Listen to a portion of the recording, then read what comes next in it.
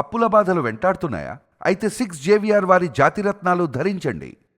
Hi hello నమస్తే welcome to మనం TV. నేను యాంకర్ సిరి. ఇప్పుడు మనం మాట్లాడుకోబోయే ఘటన సభ్య సమాజం సిగ్గుపడేటువంటి ఘటన. ఒక కట్టుకున్న భర్తే భార్యతోని వ్యభిచారం చేయిస్తున్నాడు. ఒకటి కాదు రెండు కాదు 10 ఏళ్లుగా భార్యతో వ్యభిచారం చేస్తున్నాడు ఒక కసాయి భర్త. ఇక్కడ మనం చూడొచ్చు, ఈయనే ఆ కసాయి భర్త. సో మమత రాజేష్ ఇద్దరు కూడా భార్యాభర్తలు. వీళ్ళిద్దరూ కూడా 15 ఏళ్ళుగా కాపురం చేస్తూ ఉన్నారు. వీళ్ళకు 15 ఏళ్ళ క్రితం పెళ్ళయింది. ఒక 14 ఏళ్ళ అలాగే 12 ఏళ్ళ ఇద్దరు పిల్లలు కూడా ఉన్నారు. ఒక పాప బాబు కూడా ఉన్నారు వీళ్ళకి. అయితే వీళ్ళు పెళ్లి చేసుకున్న మొదట్లో ఒక 2 సంవత్సరాలు అంతా సాఫీగానే సాగింది అని చెబుతోంది మమత.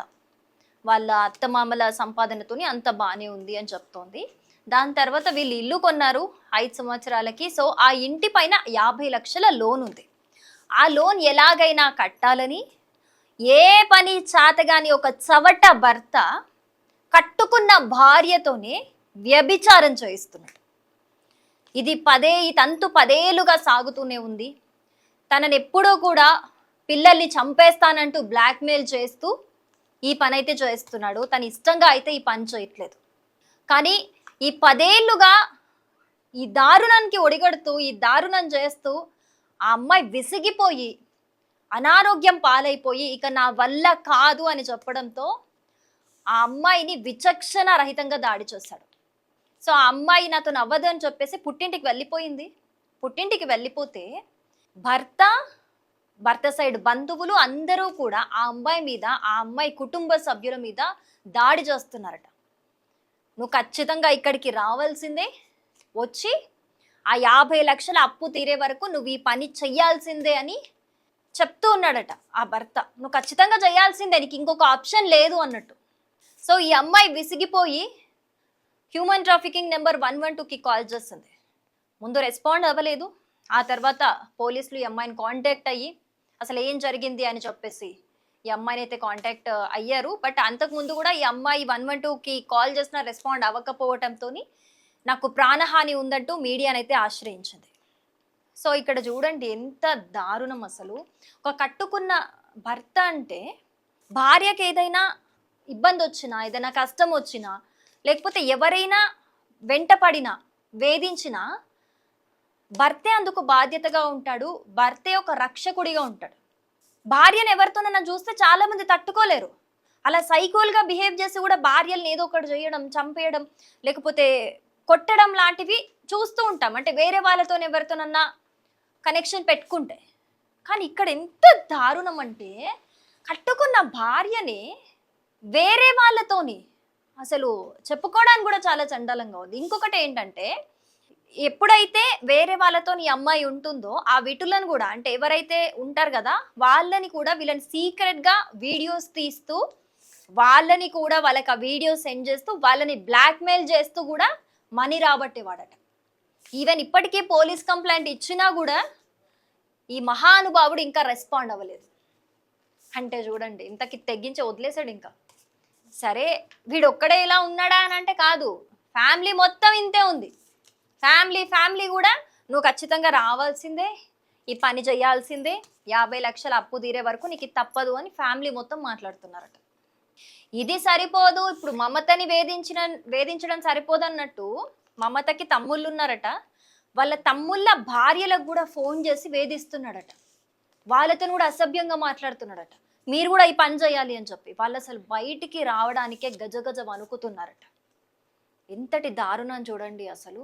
అంటే వాడికి ఒక ఏమంటారు, ఒక అమ్మాయి అయినా, ఒక స్త్రీ అయినా, మహిళ అంటే గౌరవమే లేదు. ఫస్ట్ వాడికి ఎలాగో సంపాదించడం చాతగాదు, చాతగాని చవట వాడు గాజులేసుకొని కూర్చున్నాడు.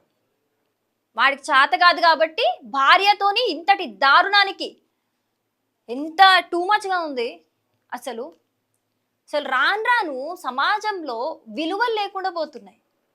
అసలు ఆ అమ్మాయి పరిస్థితి ఆలోచించండి.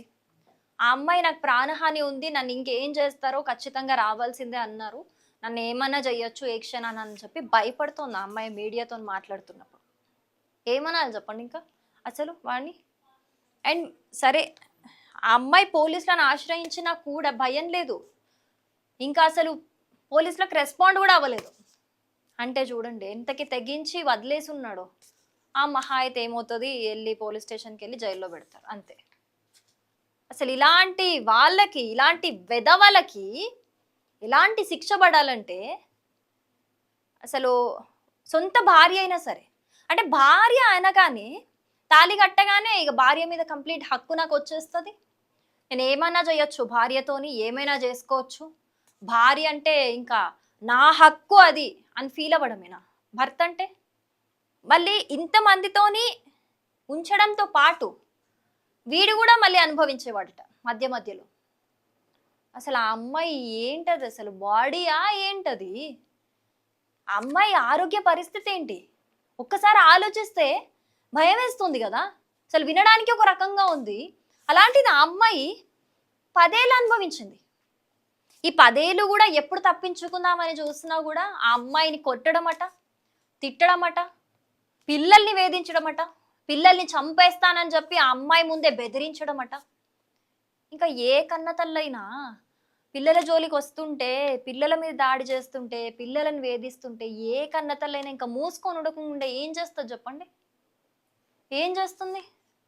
ఇంక ఇప్పుడు నా వల్ల కాదు, నేను భరించలేను, నాకు ఆరోగ్యం కంప్లీట్గా పాడైపోయింది, నాతో నవ్వదు అని చెప్పేసి ఆ అమ్మాయి వాళ్ళ పుట్టింటికి వెళ్ళిపోయింది పిల్లల్ని తీసుకొని, తెగించి వెళ్ళిపోయింది. ఇంకేం చేస్తుంది? కానీ పుట్టింటి వాళ్ళు సపోర్ట్ ఇచ్చినా పుట్టింటి వాళ్ళను కూడా వేధింపులకు గురి చేస్తున్నారు వీళ్ళ బంధువులు. సరే వీడికంటే బుద్ధి లేదు, బంధువులు అంటే పెద్దవాళ్ళు ఉంటారు కదా, దాంట్లో వాళ్ళు చెప్పాలి కదా ఇది తప్పు అని, అట్లీస్ట్ వీళ్ళ తల్లిదండ్రులు చెప్పాలి కదా తప్పు అని. తల్లిదండ్రులకు తెలియదా కోడల్ని ఏ రకంగా ట్రీట్ చేస్తున్నాడు అని చెప్పి? ఇందులో వాళ్ళకి కూడా ఇన్వాల్వ్మెంట్ ఉందట. వాళ్ళు కూడా ఖచ్చితంగా నువ్వు 50 లక్షలు అప్పు తీరే వరకు నువ్వు ఈ పని చేయాల్సిందే అని మాట్లాడుతున్నారు. చూడండి వీడికి ఎలాగో సంపాదించడం రాదు, సంపాదించాడు చవటీడు రాదు వీడికి, ఇంకా కంప్లీట్ డిపెండ్ అయింది ఈ అమ్మాయి మీదే. పోనీ ఈ అమ్మాయినేమన్నా నువ్వు మంచిగా చదువుకున్నావు అమ్మా, నువ్వు బయటికి వెళ్ళి జాబ్ చెయ్యు, నువ్వే మాకు దిక్కు అని చెప్పి ఒక మోరల్ సపోర్ట్ ఇవ్వు, నా పరిస్థితి ఇది అని మాట్లాడితే ఏ భార్య అయినా సరే ఖచ్చితంగా భర్తను అర్థం చేసుకొని బయటికి వెళ్ళి జాబ్ చేస్తుంది. ఈ రోజుల్లో ఎంతమంది వర్కింగ్ ఉమెన్ లేరు, ఇంట్లో పని చేసుకొచ్చుకొని మళ్ళీ బయటికి వచ్చి వర్క్ చేస్తూ హస్బెండ్స్కి సపోర్ట్ చేస్తున్నారు. 90% ఉమెన్ అంతే ఉన్నారు. సంతోషంగా చేస్తుంది ఏ భార్య అయినా. అప్పుడు తన వల్ల కాకపోయినా, తన లిమిట్ కాకపోయినా అంతకు మించి కష్టపడుతుంది భర్త అట్లా అడిగితే గనక. కానీ వీడెంచుకున్న మార్గం ఏంటి? జాబ్ చేయమని చెప్పకుండా, అంటే డబ్బులు ఒకటేసారి వచ్చేయాలన్నమాట. మనకి ఇప్పుడు ఏదో 30,000, 40,000, 20,000 జీతాలు వస్తే ఎట్లా సరిపోవు కదా మనకి. ఇంటి లోను మనకి ఏమంటారు, సంపాదించడం చేత కాదు కానీ ఉండడానికి మాత్రం మంచి ఇల్లు కావాలి. అలాంటి వీడు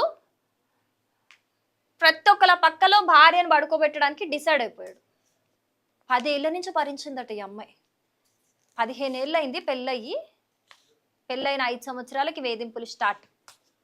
ఇంక ఇప్పుడు ఈ అమ్మాయి ఏం చెప్తుందంటే, నాకు ఖచ్చితంగా ప్రాణహాని ఉంది, పోలీసులే నన్ను రక్షించాలి, నా ఫ్యామిలీ వాళ్ళని కూడా వేధిస్తున్నాడు, నాతో ఇంక అవ్వదు ఇది, నా ఆరోగ్యం అంతా పాడైపోయింది అని చెప్తూ ఏడుస్తుంది ఆ అమ్మాయి మమత.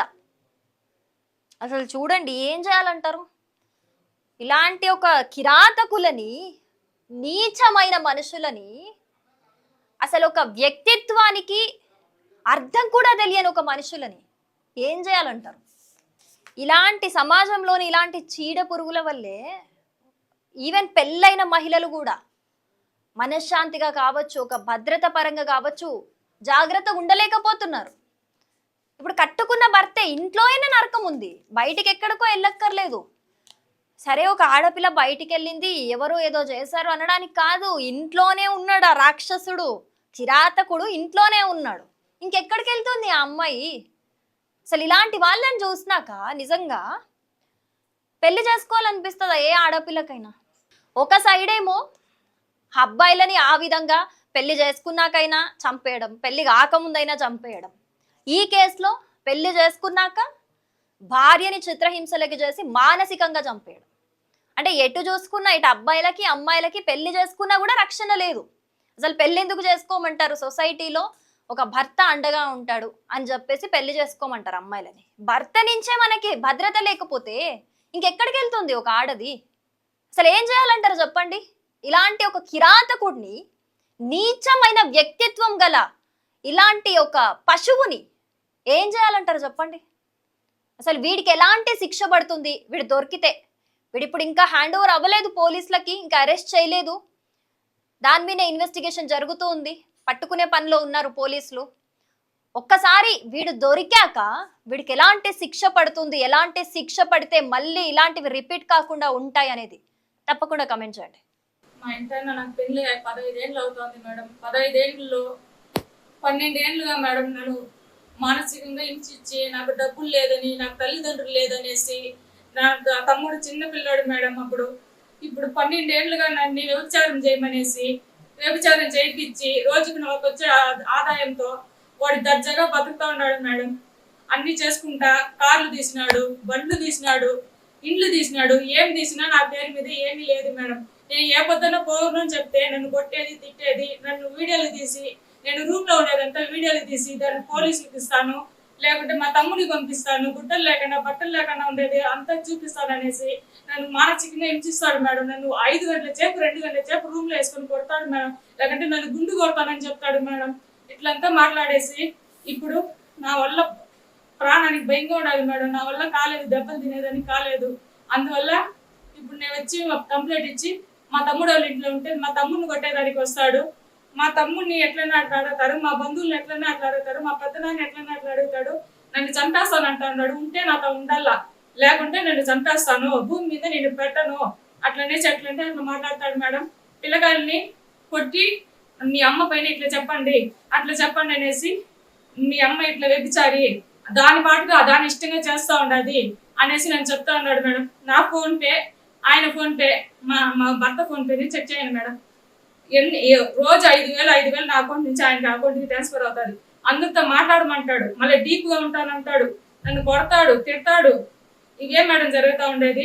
ఎవరికి నేను చెప్పుకోలేడు ఇన్ని రోజులకి. ఇప్పుడు నా బాధ నేను చెప్పుకుంటా ఉన్నాను. దీనిపైన నాకు న్యాయం చేసేలా చూడండి మేడం.